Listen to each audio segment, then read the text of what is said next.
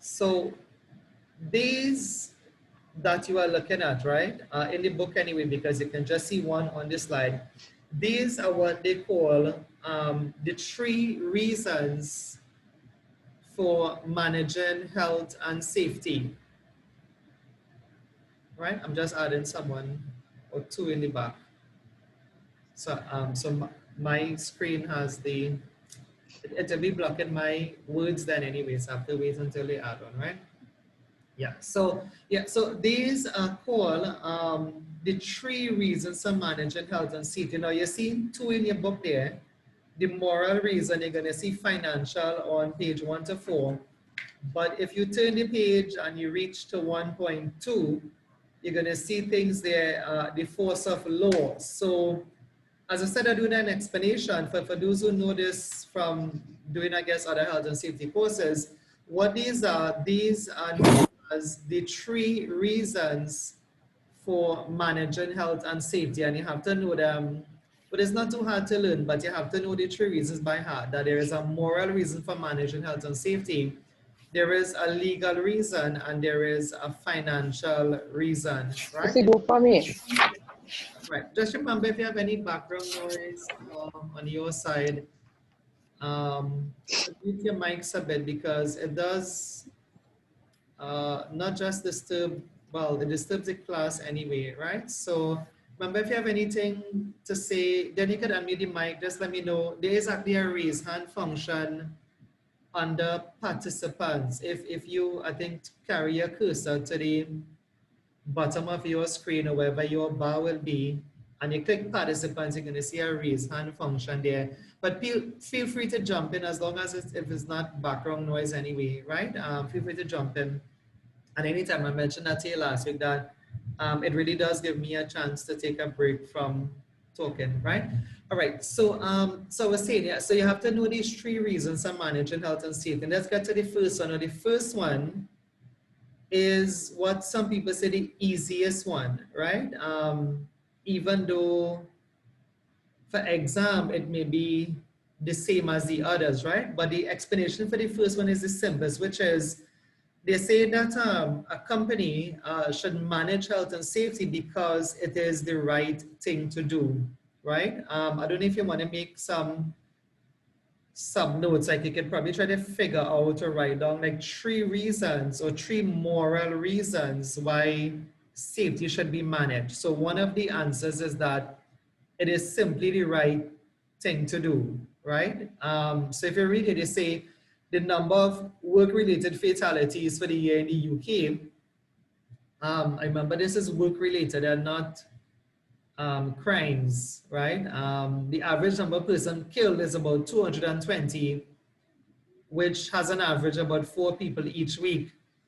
Average number of workers seriously injured is about 30,000, or 1 in every 17 minutes, right? So it seems then that if you want to avoid deaths, and this is still this first explanation and the first point, if you want to avoid deaths, right? And I'm talking from a perspective also from, again, like I said, being in the companies as well, and you don't want to know that somebody died under your watch, right? Now, remember, for those who know me a bit, and I guess I'll share some experiences anyway, that is probably one of the worst things that you can go home with, knowing that you, because of something you failed to do or something that you did, probably did something recklessly then, and it resulted in a worker being injured.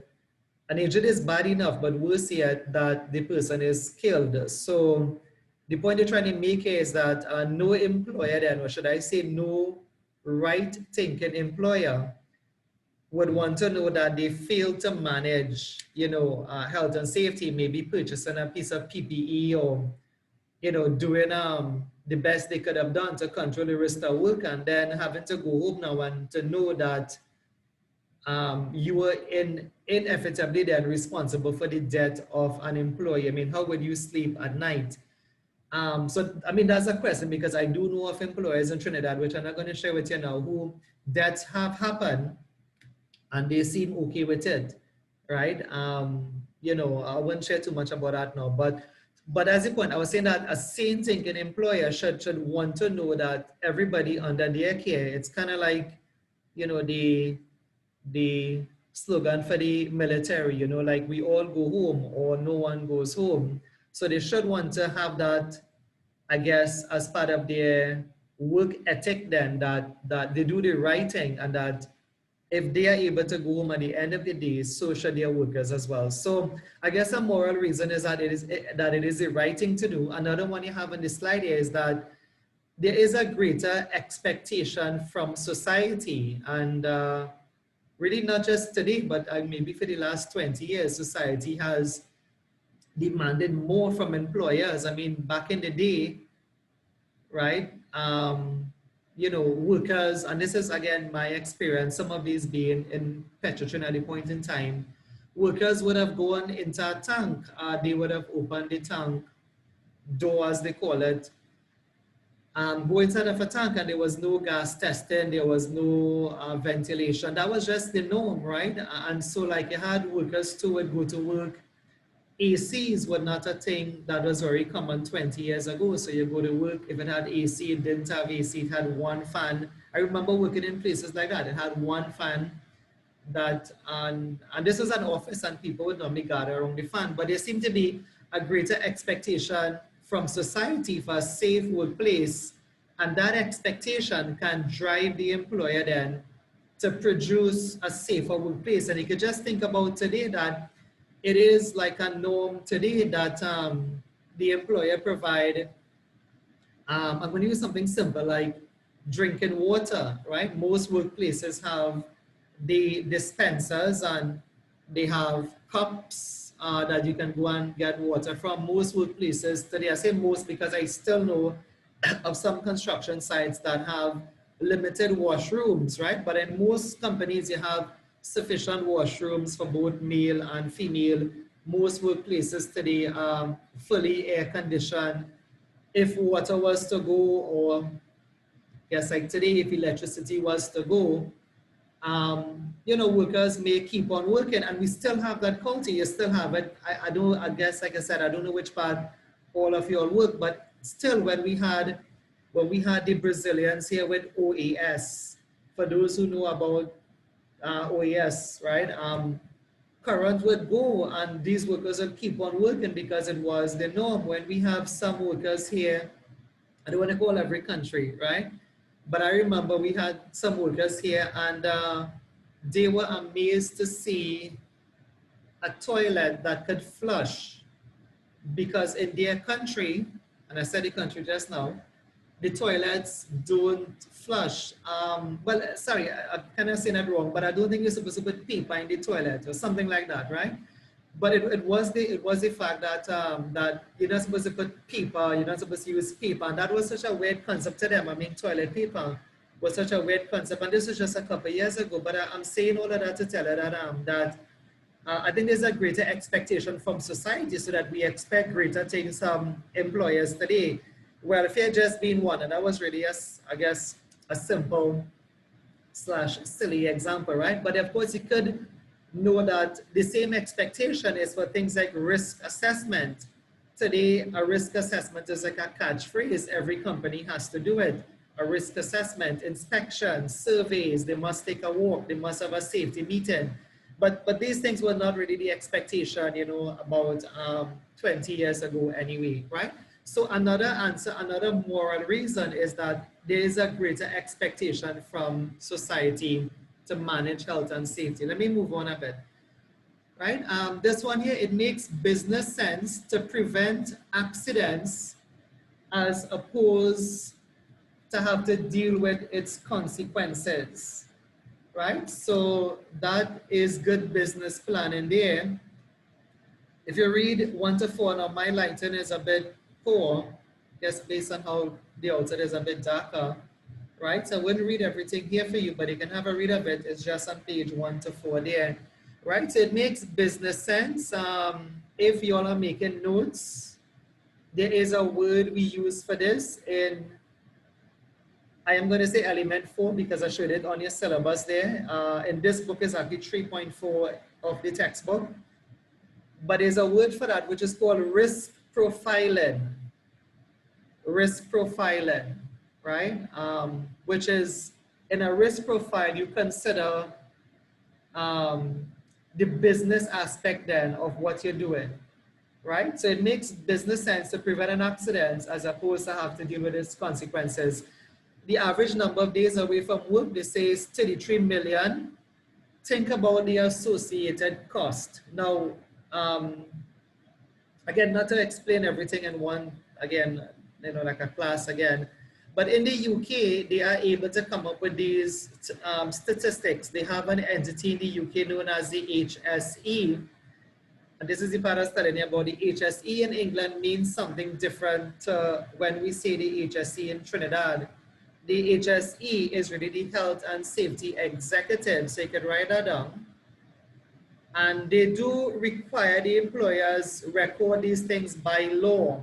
So that is how they can know on an average year, the number of days lost away from work is 33 million. This will be pounds, by the way.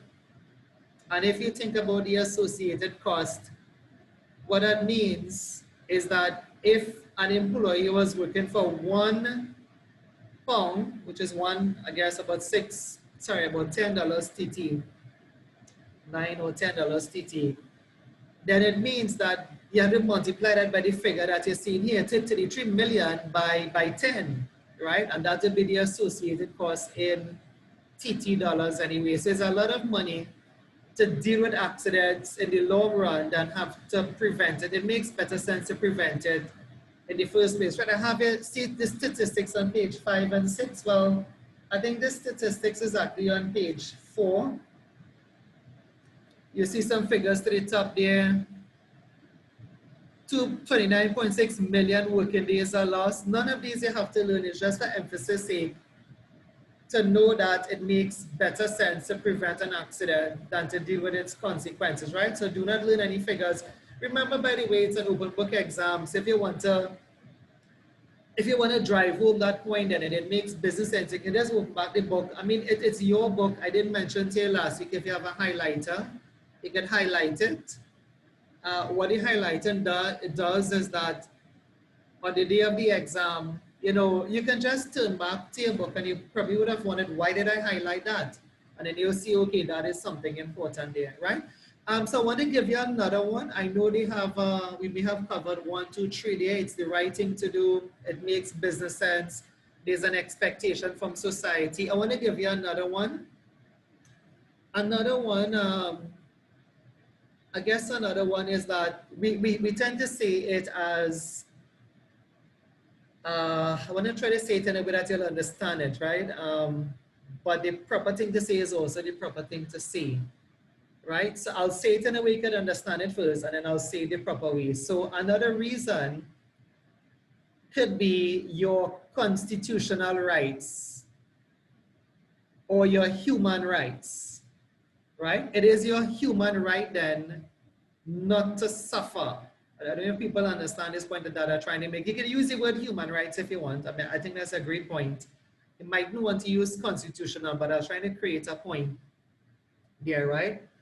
That, when you apply for a job and when you get a job, you are not going there to suffer, right? So some people think that the more they suffer, the more the boss will like them, right? So I have known people like that, and it doesn't work like that, right? It doesn't work like that at all. If you are one of those persons who killing yourself, as they would say, that doesn't mean anything, right? In the long run, right? In the long run, it doesn't mean anything anyway, right? In the long run. So I was saying that it is your human right, because when you go to work then, you are not supposed to suffer. Going to work, for those who know, it's really a contract. Some people, you are given a written contract, and then some people you are just given, I guess, a verbal contract. But nonetheless, it is a contract, and it's a contract in which you exchange your time, your skills, your abilities for a salary. Nowhere in that contract did it say you have to suffer. So if you want to know what I'm talking about, I can go back to my welfare example, it doesn't mean you have to suffer for water and you have to suffer for things like, you know, poor ergonomics, your chair is broken. You don't have to suffer. It's not part of the contract. It's not part of the employment contract, right? So in other words then, you being injured on the job is not part of the contract. You being, God forbid, killed on the job is not part of the contract, right? So when we say there's a moral obligation to you, the employer must fulfill their human rights obligation to you. And if that means making sure you are safe at the end of the day, that is what it have to be. You have, I'm going to use the word again, but it's really not the right word to say, constitutional rights.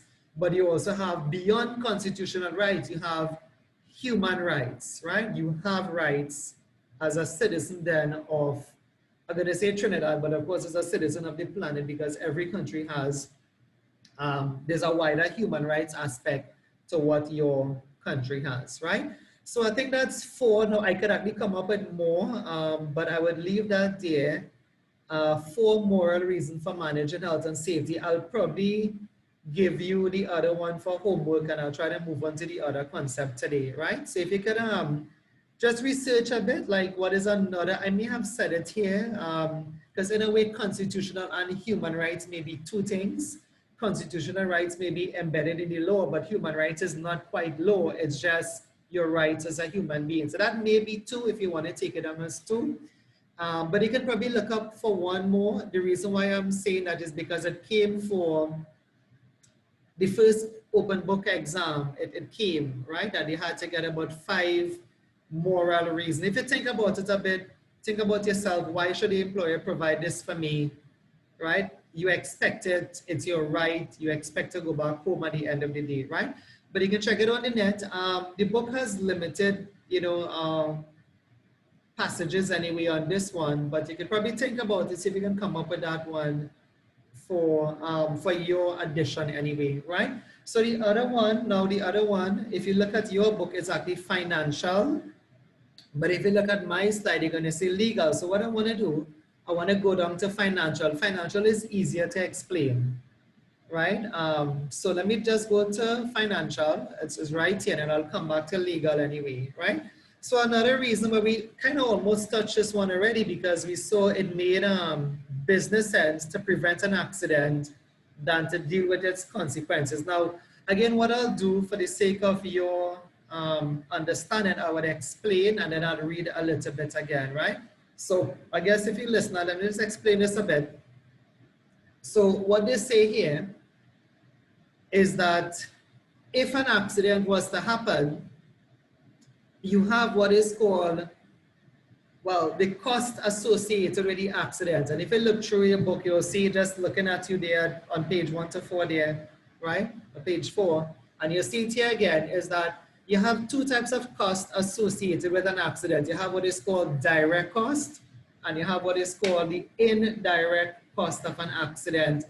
On page 6, have a nice summary of them to the top, if you want to turn that page with me. Not that I want you to look at all of them right away. I'm just trying to show you that there is 2 costs associated with an accident. You have direct and you have indirect, and those are sometimes referred to as insured and uninsured, right? Those are referred to sometimes, you'll see it in the book, as insured and uninsured costs. Now I may need you, like I said, I'm not too sure how the weather is by you, but I may need you to come in and let me know if you understand this, because a lot of students get mixed up with this, but not this piece as yet. I mean, you should know that there is 2 costs associated with an accident, direct and indirect. Some books call it insured and uninsured, but some people mix up the insured and uninsured. So I guess you can wait, let me explain it, and then you'll see if you understand it a bit, right? But I'm going back to the first phrase that they use, direct and indirect, right? So just to explain this a bit further, what they say is that direct cost is the cost that you can see, or I guess it'll be see. I mean, see doesn't really mean, I guess see means your physical eyes as well. but it could be cost that is seen then, right? See or seen, meaning that let's say a, I guess a vehicle driver, a van, what we call vans in Trinidad is really trucks anyway, mini trucks. But a van, let's say, reversed and it struck a barrier, the closing barrier, the barrier that normally opens and closes let vehicles. And this is a common accident that happens if you have one of those barriers where you are working, right? So a van reverse, maybe a customer because they didn't quite know the rules of your site and it made contact with the barrier. Now, the direct cost will be the cost that you see. So when you come out your vehicle or the company come to the site and they see, okay, it's a fender bender, it is really just some damages to the fender. The barrier has gotten minimum damage to the paint. So then they can look at it and they can say, okay, this bumper will be about, I'm just making up a figure, it's probably less than that, about 1,500 to 3,000 just to press out, as they would say. They go to these bumper specialists, if it's a plastic bumper anyway, and they can just press it back out, right? Or fix it anyway, right? So they consider that's $3,000 and the damage to the barrier is just maybe, I guess, a quart of paint for $50, $60. Now, that what they're looking at there, that is the direct cost. It's a cost that is easily determined. Likewise, if a worker was injured, you can say if he had a sprained ankle or sprained hand, the time at which the worker was away, you can probably say that they may have to pay. If the company has a private doctor, you go to the private doctor, so that is maybe about a $500 fee. Maybe the guy or the young lady here is away for 2 weeks. In that 2 weeks, you are still paying them their normal salary. So you can estimate the cost of it there. So it still is the same salary. I'm going to say $7,000 for the month. And it's going to be the doctor fee of $500. So the direct cost, to get to the point, is the cost that you can see, right? The indirect cost, though, they say is the cost that you don't see at first, but you will get to know about it in time, right? So an example of an indirect cost is that same worker, if you can go back to the worker that was injured, who may be out for 2 weeks, I guess decided to leave. At the end of that, they didn't like how you treated them. They didn't like how nobody came and visited them, I guess in the hospital first and then back at home. They got another offer, and that person that left was your skilled technician. You have now lost your technician in which you were confident that you could have gotten your work done. So in the long run, you lost your technician, you have to go and rehire another person, and then you may have to retrain that person. It may be also, you may have to hire 2 persons to take the job of that 1 person. So the things that you don't see at first is what is called the indirect cost of an accident. And let me just say one piece, and this may be unrealistic, but there's a point of trying to make that that person who was injured may decide to take civil action against you. They may realize, and this was common, I don't know if you know this, this is common, I'm not too sure where you all work, but this was common in Petrotrin, Heritage now. But it is common in Petrotrin, it's common in Neil and Massey as well. I don't know if you know this, right? Once somebody is injured in a company that has money, it almost ends up in a lawsuit, right? Someone could have slipped on the tile. This is Petrotrin, and Petrotrin, they would carry Petrotrin to court. A branch, if you have visited those Petrotrin or now heritage sites, a branch at Santa Flora fell on a car. Yes, we could see the physical damage to the car, and they could estimate maybe, again, I'm making this up, maybe to pay the overhead and the insurance, $3,000, but then it was fully comprehensive. But the person decided to sue Petrotrin after that, right? So those are the things you don't quite see at first, right? Somebody may get in an accident, the same person that reversed onto the barrier. You may say, well, that's a simple accident. 2 months, 3 months down the road, you hear the person have serious back pains. They got whiplash from that little, making contact with the barrier, and they are now carrying Massey to court. So if you read the second point, it is estimated that the indirect cost the hidden cost of an accident can be as much as 36 times greater than what you thought you was going to pay. So you thought you was going to pay $3,000.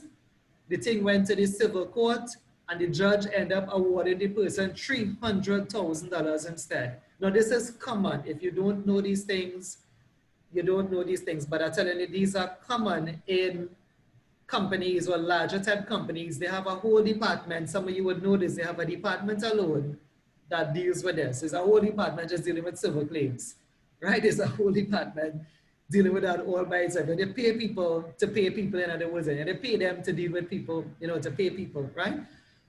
You don't need to remember this ratio, but this ratio was developed by a guy by the name of Heinrich. I'm going to just go down to the slides and you'll see it. And he came up with what is known as the, I'm not too sure why the slide's not moving there. Let me just get it closer, right? He came up with what is known as the Iceberg Theory, right? And if you look at it, you'd see, they say that direct and indirect costs, or if you want to say the word insured and uninsured, is very similar to an iceberg in that, yes, an iceberg, we all know about, you know, the Titanic and stuff. So an iceberg may be so big at the top, right? And that is enough to sink, you know, the unsinkable ship. But yet still the part of the iceberg that is the, I guess the larger piece is still below sea level, so you don't see this at first, right? So what you need to know here, I said I was explaining and I wasn't fully reading. So, and that's simply because of the weather and stuff as well. That what you need to do, now I've done them on this slide here, so I wouldn't read all of them because I've done them. Once you understand it, you can just go on, well, not even to learn, I guess, but just be able to know where to find them, right? That you must be able to know about 5 direct costs. I have them here.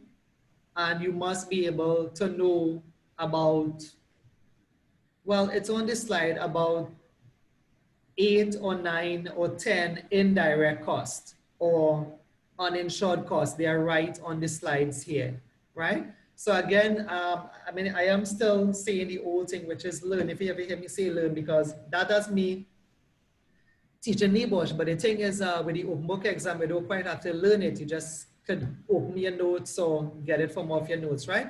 Let me just go back to the iceberg a bit. So you'll see some of the direct costs will be the things that you can see, like covering the cost of the injury.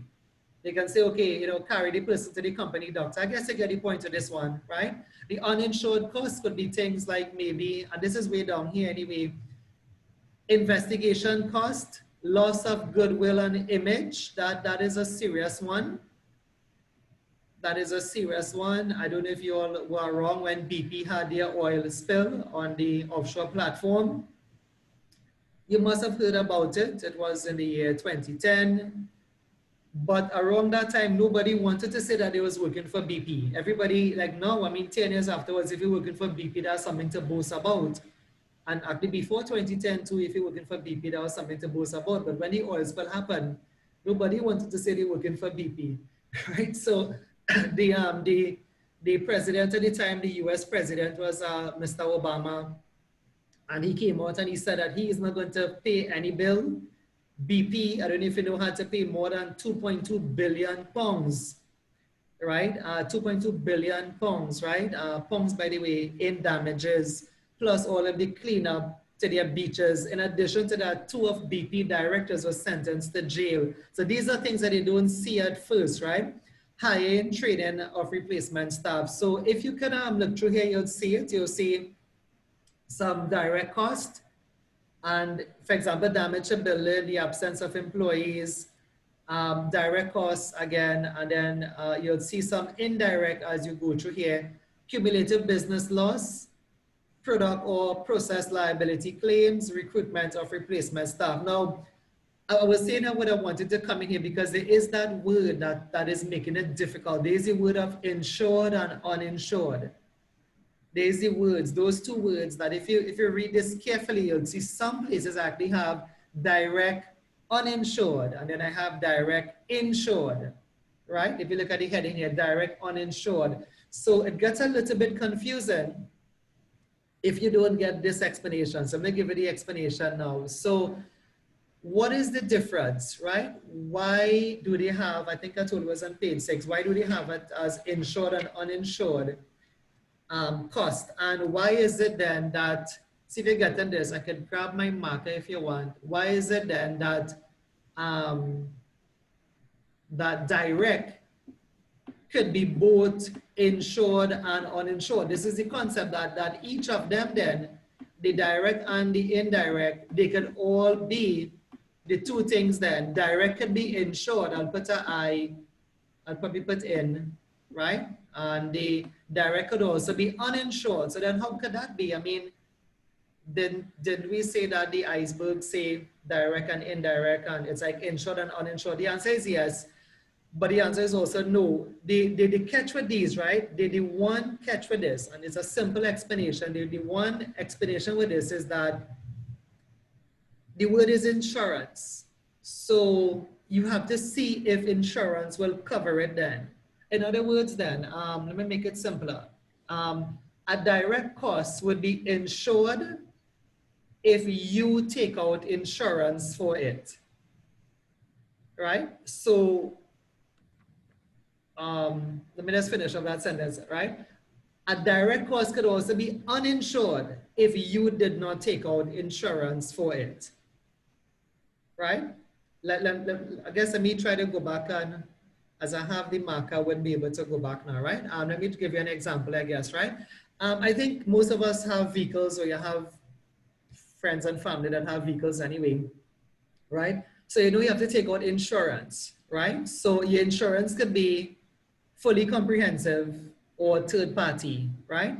So like if you have just third party insurance and something happens, right? I'm going to use this one. So you have third party insurance for your car. Let's say you get in a bit of an accident, nothing fatal anyway, right? So you can see the damages. You can see, okay, the bumper has gone in, the fender has been damaged, but at the same time, you are not insured. It's something you can see, you're seeing the damages, it's really a direct cost, but your insurance do cover that. You just have third-party insurance, right? So in a way, it is direct, but it's also uninsured because you did not take out the insurance for it. So the answer or the explanation to sort out what is insured or what is uninsured is just that word, insurance. You either took out insurance for it or you did not take out insurance for it. So in a way then, a cost then, or something that you put here, for example, let me give you one. Okay, like this one here, compensation not followed by insurance. The compensation is normally not covered by insurance, right? But if you have, I don't know if I'm gonna lose you all here. This is some examples for the real world anyway. If you have in Trinidad and Tobago what is called workmen compensation, that's an insurance, by the way. Your employer have to take it out willingly. They have to go to all insurance places, call fire, wherever you all know, right? Call fire, surgical, and you have to say, I want to take out workmen insurance, right? Now, if they take out workmen insurance and a worker is injured, someone calling at the same time then, right? Yeah, if a worker is injured, now that is a direct cost.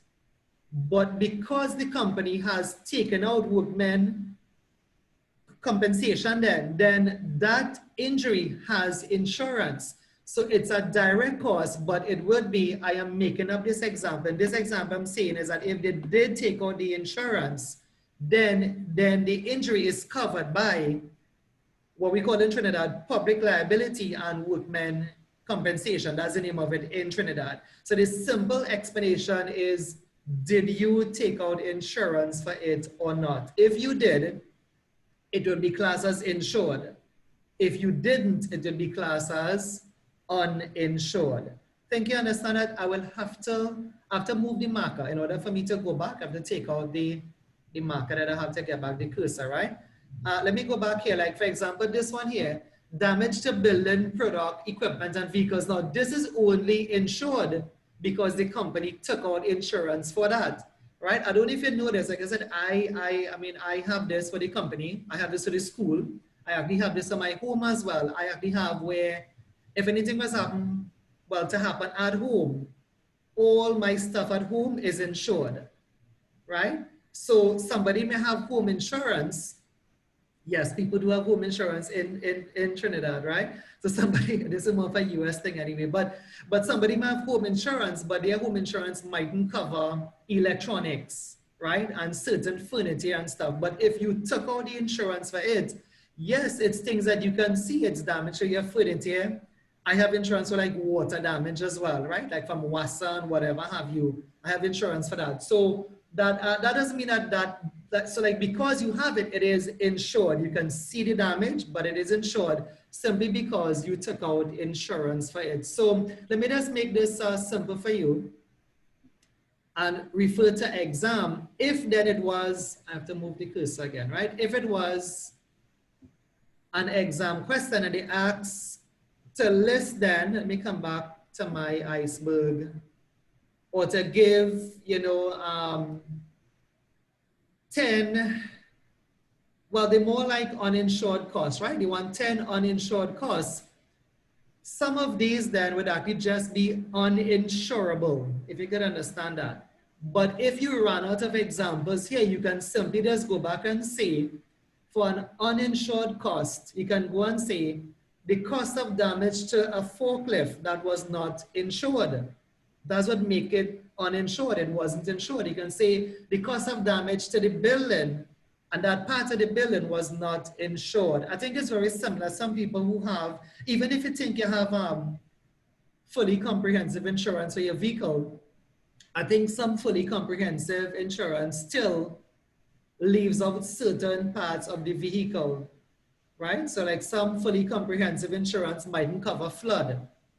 This is common in Trinidad. Some fully comprehensive insurance wouldn't cover the glass, the windscreen, right? But you say, okay, I have fully comprehensive, but they say, okay, it doesn't cover the windscreen. That's an additional 500 or something like that, right? So the point though is that if you want to give them 10 uninsured, you just have to say insurance. This is the tagline. You have to say no insurance was taken out, right?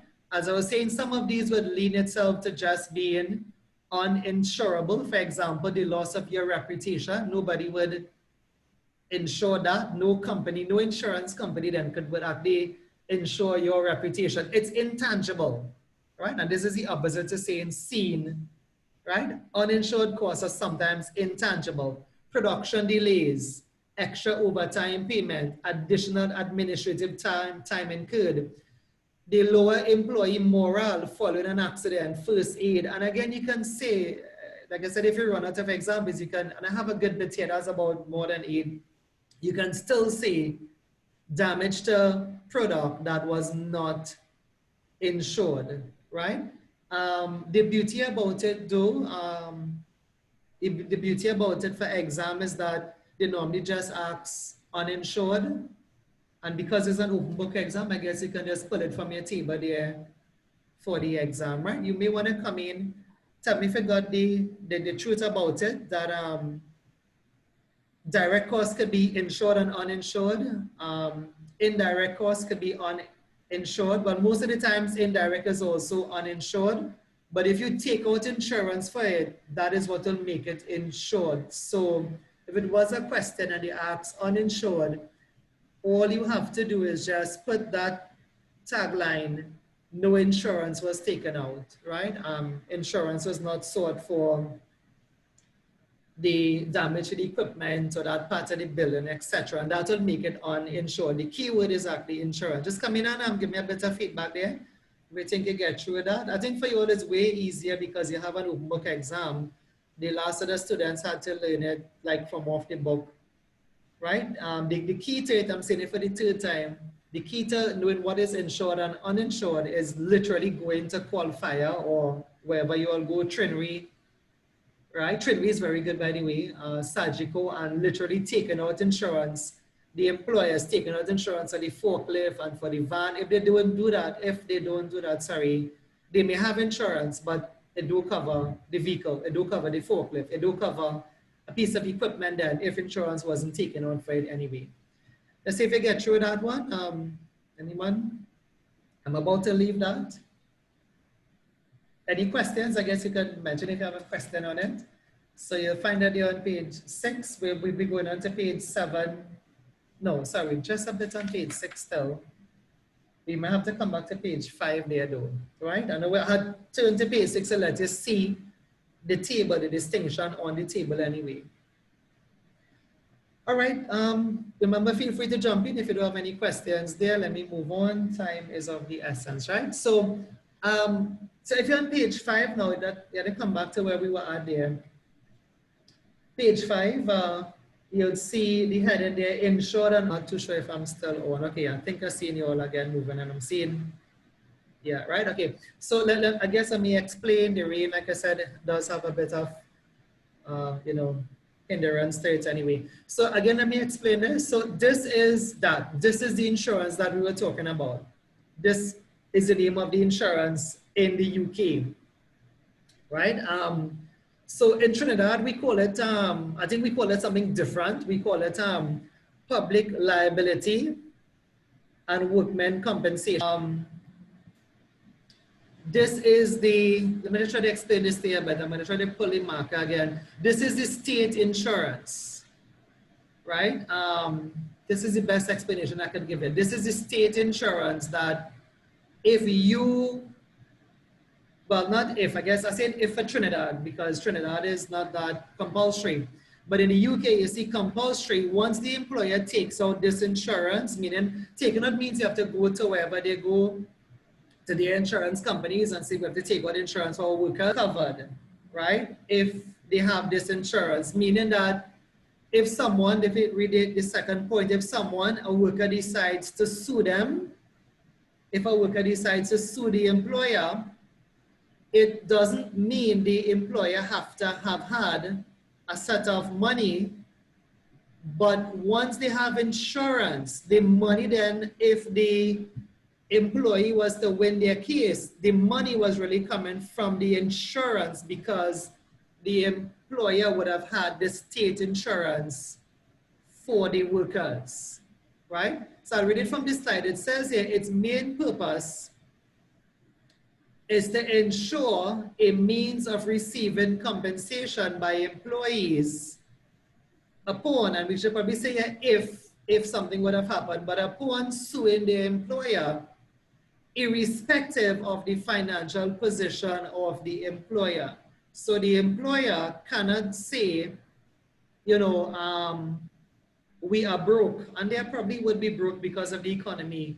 But the point is, if they have this insurance, which is mandatory in the UK, they didn't have to worry about being broke because the money was going to come from the government insurance. Now, I know this is not in the book, but I think the worth of this insurance, it's not in your book. The worth of this insurance is a lot of pounds, right? I think it could be like 30 million pounds or something put aside. When I say put aside, remember employers in England would have been contributing to it. So the worth of this insurance is plenty, right? So it's not as if you would not be compensated upon successfully suing your employer, right? The same goes for Trinidad. I don't know if you know this. I'm not going to share with this very, very long. I can't share with this very long, because I know, just to cut a long story short, I have had more than 5 students in the school over the last 10 years who did not know that they had a good case against various companies. In teaching lessons like these, of course, you know, we would have had 4 hours. I would have done a little bit more. They realized that they had a case. They came to me. I told them what to do. Normally, you may think it is a long, lengthy process. It is not. I would have directed them to some trade unions, which they did, and those 5 persons would have gotten compensation from the state, right? I am not going to give the amount, but it is a lot, right? It is a lot of money that they are rightfully entitled to it. I had one student who was actually injured at Price Mart in Laramine, right? And was paying her own medical bills, spinal damage and stuff like that, right? So the money was very much welcome. She was paying her own bills, not knowing that she had a case. So as we do this, please remember that this is also for Trinidad, that those companies, it's most likely the bigger companies would have public liability and workmen compensation, and you don't have to feel bad. Is the next thing. A lot of people in Trinidad, and I've realized this to the whole Caribbean, right? I told you this in some of my bio stuff. We did work in Grenada, and there were people from different islands, and that, by the way, Carriacou and stuff, if you know where those islands are. And I think the mentality for Caribbean people is a good mentality. It's really, and as you go further up the islands, I realize this more and more, that the mentality for most Caribbean people is that we will leave them to God, right? As you go up the islands more and more, you get that feeling that you leave them to God. And I think that was that person feeling as well, only when she had to pay her own bills. And I could give you many stories. I said, maybe in the 5 months, I'll review some of these things I tell you all anyway. I mean, having to pay your own bills and having to see your own private doctor and stuff is not what is required when the company has public liability. I was saying that you don't have to feel bad because the money is not coming from the owners of price, man.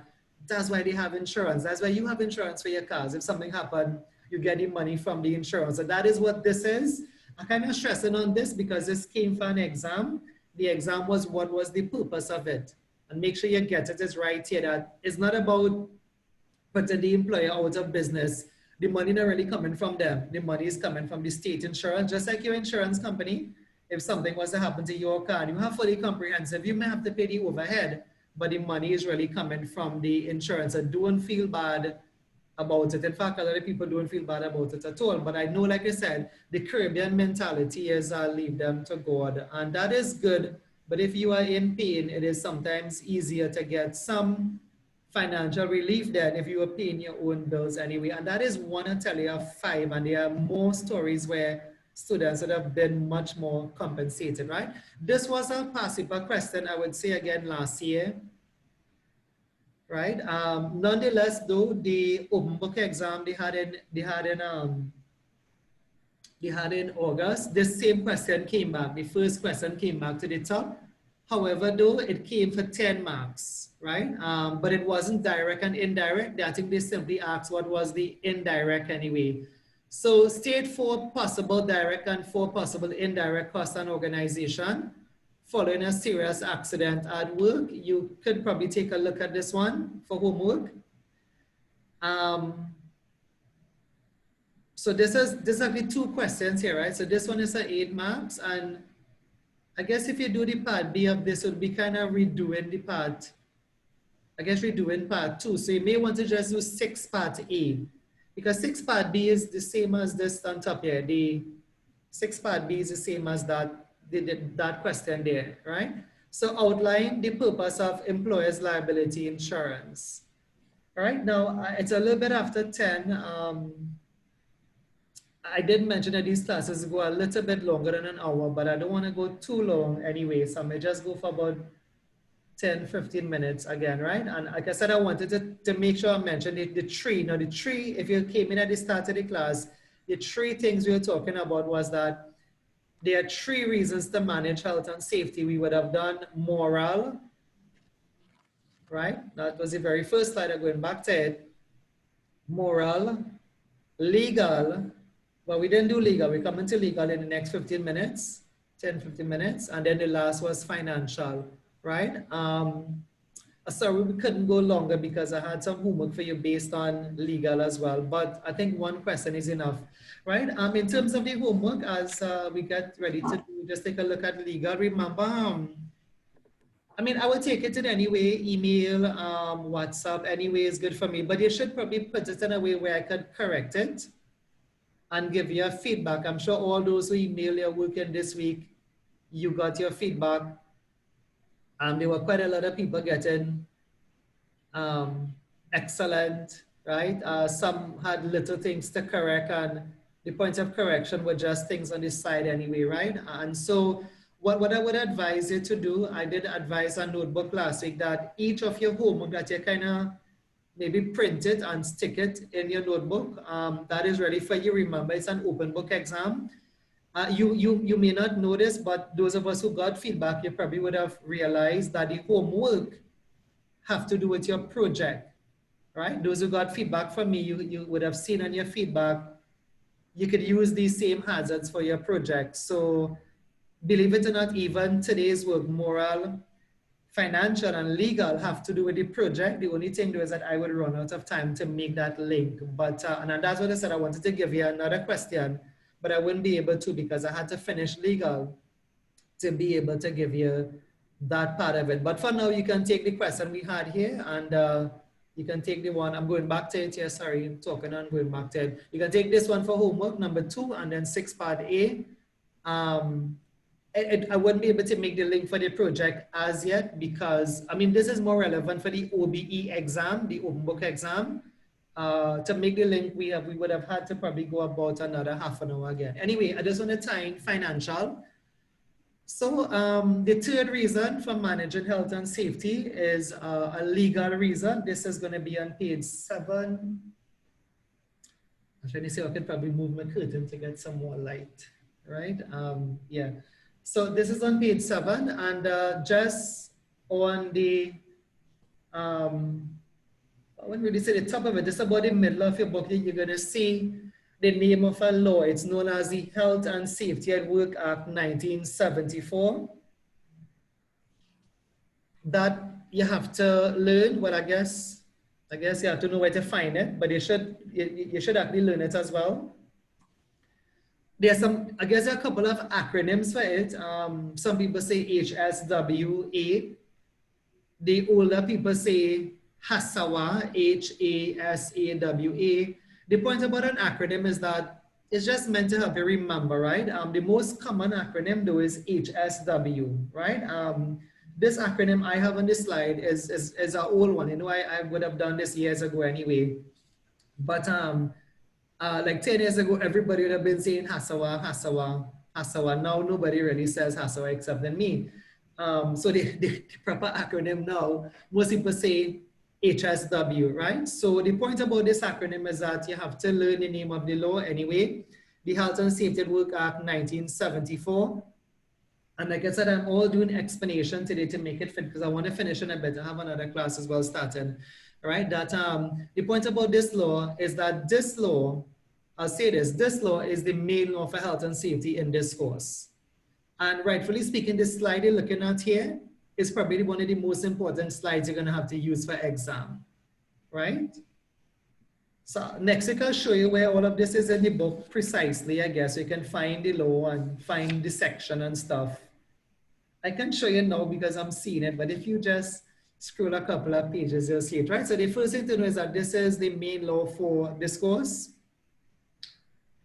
The other thing I want you to know too is that this is actually the first health and safety law they had in the world, right? And just explain that. So what it means is that you would remember, I mean, Independence Day was August the 31st day, that we were once under the British, and the British ruled the whole world. They actually ruled America as well. So what this meant was that this law was there before the US OSH Act, OSHA as they call it. This was before that. This was before our OSH Act in Trinidad, 2004, and maybe 2006. Is actually also before the one they have in Canada. I mean, you must know the point, right? So let me just explain what I was trying to say. So what this means is this, if you wonder why am I saying all of that about history and stuff, is that when we in Trinidad and Tobago decided to come up with a bill and then have it, you know, go into Parliament and have the president sign it to make a law for occupational health and safety, Trinidadians then did not invent the wheel. Trinidadians did not go up on San Fernando Hill, in San Fernando anyway, and meditate and say, what would I put in this act? What would I put in section 2? What would I put for the duty of? They didn't do that. All they did, because we came out of the British, including America, we just took their law. We just took their law, hook, line, and sinker. That is why if you do, that's why this course is relevant in Trinidad. Why do we have, I don't know if, did you all see the ad I post? Well, I think Janet posted and then I reposted it with DB Regional Corporation. I put it on the WhatsApp thing. Why is DB Regional, you know, England has no idea where DB is. When I was in the UK, right, do you know that I don't know if I shared this with you all, I shared this with my students, right? That when I was in the UK, when I told them Trinidad, you know what they told me? They said Bob Marley, right? They referred to me as Bob Marley. When I was, you know, we were taking part in different discussions and stuff. Whenever I kind of gave up at the end and just let them call me Bob Marley. I did try to let them know, this was about 10 years now. I tried to let them know at that point in time, it had, just a long story short, it had this show on TV, with, I don't even remember that show with the girl who came first, Anya, Project Runway. Remember Project Runway, and a Trinidadian won that competition. That was actually 10 years ago, believe it or not. I mean, in making next it'll be 10 years. This is 2010, right? So I was trying to tell him, okay, you know, well, Anya and even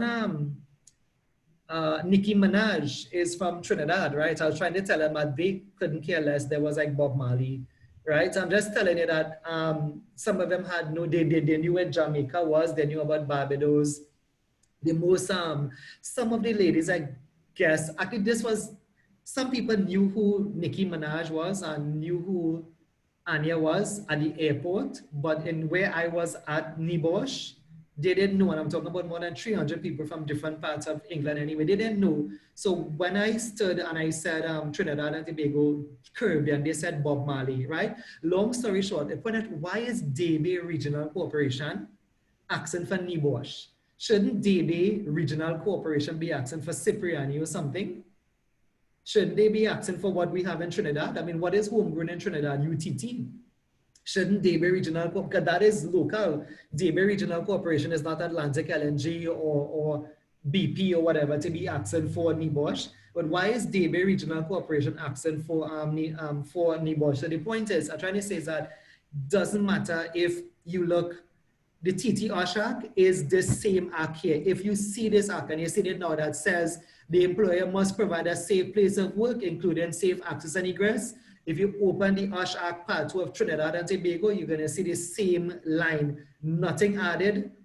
Some things may be taken away, but nothing added, right? Provide safe plant and equipment, provide safe system of work, provide safe and competent fellow employees, provide adequate level of information, instruction, training, and supervision. There's a little acronym to remember that one. I don't know if you all know it. I'll have to try to get my marker, which I'm not getting, but the acronym here is actually IT is.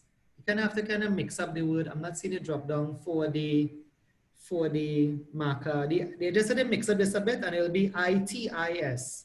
It is. The employers to provide information, training, instruction, and supervision. It's the same line in Trinidad and Tobago OSHAC. It's the same line in the US OSHAC. It's the same line in Grenada. They have one, by the way. Grenada has a law, 2015, Canada, Malaysia, wherever you go, it's the same thing. The reason is that the explanation I give you, this was the first law they had for health and safety in the world. Some people refer to it as the grandfather law because it's the law from which all other countries got their own health and safety at work act. They did not reinvent the wheel. We simply was under the British, so we just give it another name and just took back the very same lines from it, right? Provide adequate welfare, adequate facilities and welfare arrangements. So what I'll tell you here is that you normally, again, I'm saying normally because normal was up till last year, December. Normally you had to learn 6 of these by heart. So I don't know if you want to do that. I think a good thing for you though is to just know where to find it. I wouldn't quite, I mean, you have it on the slide, so you can print this slide. And as you go into law, because law is actually next week work, you'll be able to see more and more of it in your textbooks anyway, right? But you could probably try it for yourself. I mean, based on where we are at in Trinidad, I mean, does your company provide for you safe access and egress? That is like the gate and, you know, the exit signs and stuff. Do they provide safe plant and equipment? You can learn some of the fun ones. Normally I tell students, a fun one that everybody remembers is this one, welfare arrangements. Then a lot of people remember that the company is supposed to provide training for them.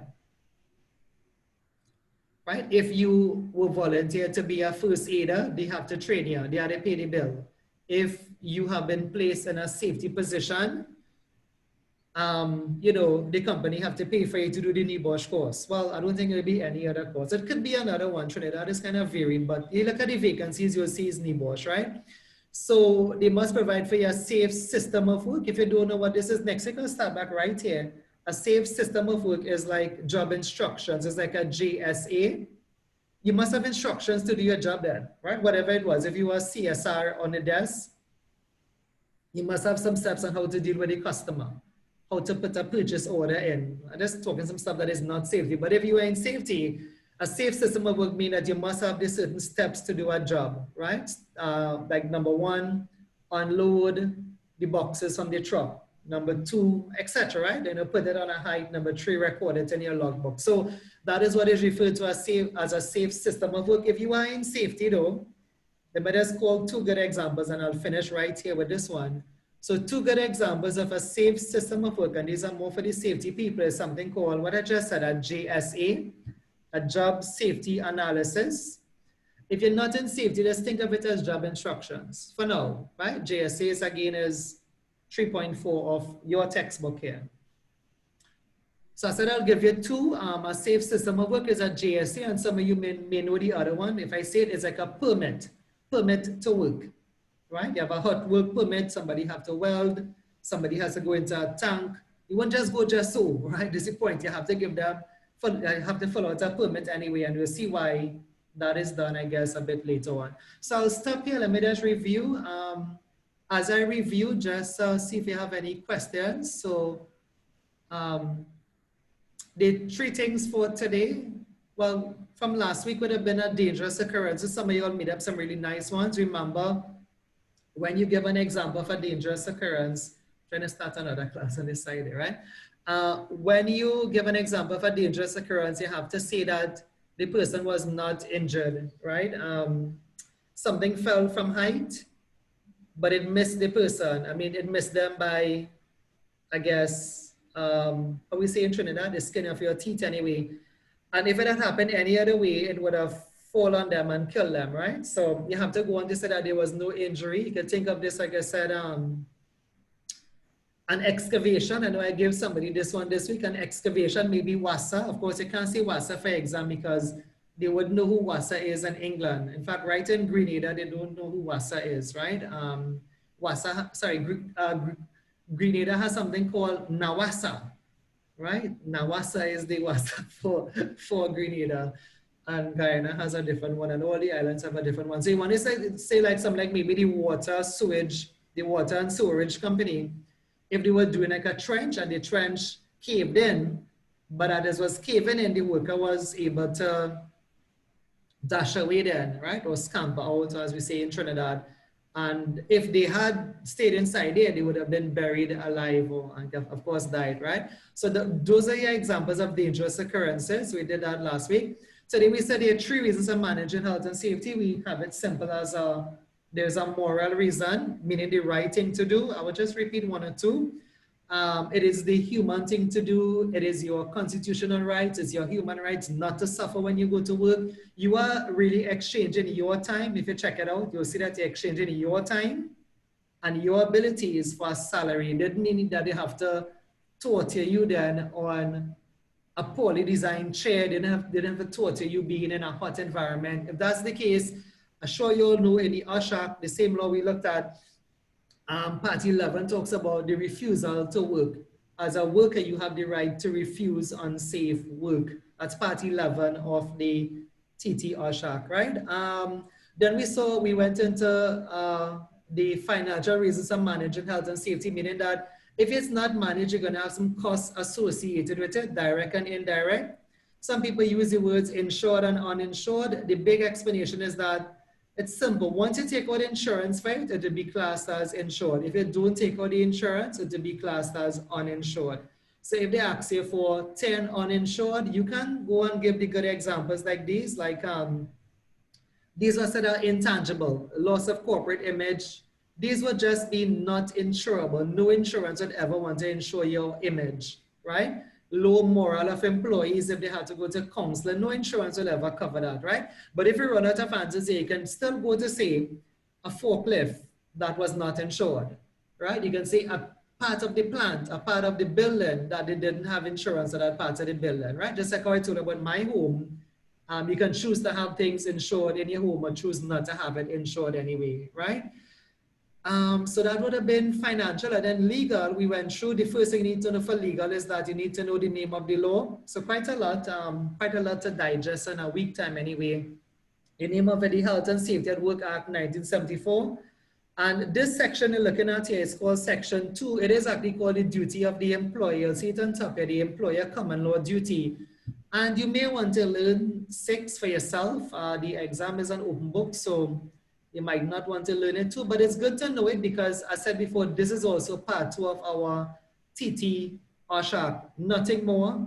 It may have less, and I'll prove that to you in another class. The TT OSHAC actually have less, right? For example, in Trinidad and Tobago, no employer can go to jail. I don't know if you know that. So the TT OSHAC, they're very smart in Trinidad, as you would know. In other words, that we took the people law, but we didn't take the penalty. Right? We took the people law, we took the UK law, but we didn't take the jail penalty. No employer can go to jail in Trinidad, even for a debt.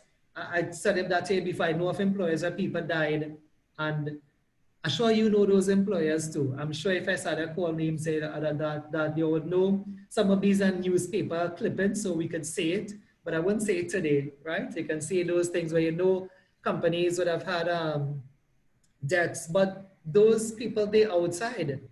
I mean, the managers outside, the managers, in fact, was never even crossed the mind of the court to put them in jail. But in the UK, that is part of the penalty in the UK. Every breach of these has a jail time with it. That is why BP, I mentioned the BP example, 2 of the BP directors could have been sentenced for 10 years. If you get a minute, think about that.